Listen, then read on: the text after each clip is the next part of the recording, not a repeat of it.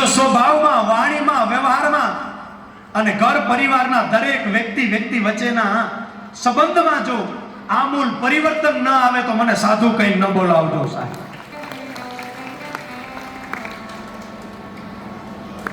વ્યક્તિ વચ્ચેના અનુબંધ, વ્યક્તિ વચ્ચેના પ્રેમના તંતુના વચ્ચે કોઈ તાંતણું હોય, એ તારનું કોઈ નામ હોય તો ગાયનું દૂધ છે.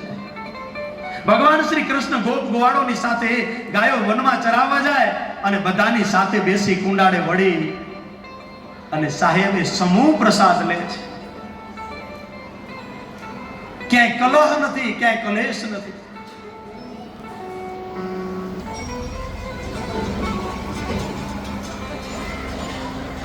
કહેવાનો હેતુ એ છે